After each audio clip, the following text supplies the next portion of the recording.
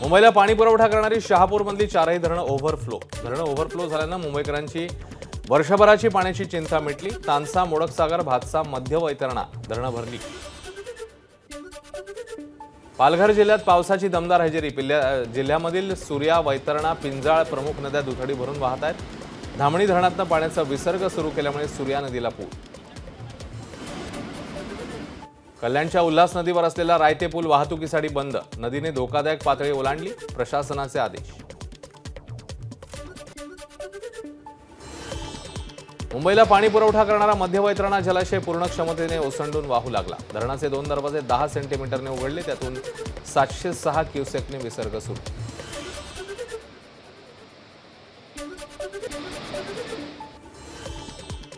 मुंबईतल्या मुसळधार पावसाचा पोलीस भरतीला फटका। पावसामुळे उमेदवार ताटकळत उभे।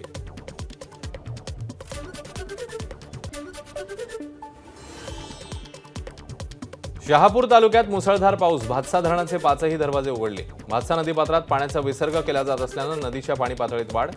सबगाव जवळील भातसा नदीवरील पुलाला पाणी लागलं। आकुर्ली मेट्रो स्थानकापर्यंतचा प्रवास होणार सुकर। पश्चिम द्रुतगती मार्गावरील दक्षिण उत्तर भागाला जोडण्याकरता पादचारी पूल बांधण्याचा निर्णय। हा पूल वाहतुकीसाठी खुला झाल्यास मेट्रो प्रवाशांना मोठा दिलासा मिळणार। जुलै महिन्यात मुंबई महापालिकेच्या हद्दीत 12,000 घरांची विक्री, यातून 1,055 कोटींचं मुद्रांक शुल्क जमा।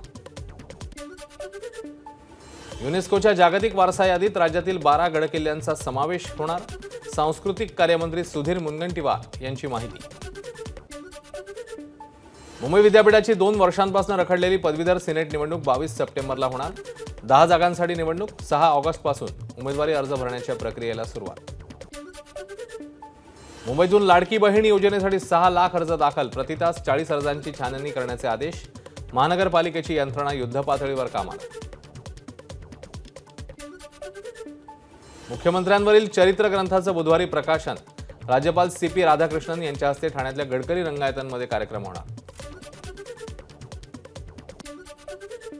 मुंबईतल्या खड्ड्यांविरोधात राष्ट्रवादी शरदचंद्र पवार पक्ष आक्रमक। मुलुंडमधील LBS मार्गावर राष्ट्रवादीचं आंदोलन। हातात फलक घेऊन कार्यकर्त्यांचा धडक मोर्चा। ABP माझा, उघडा डोळे बघा नीट।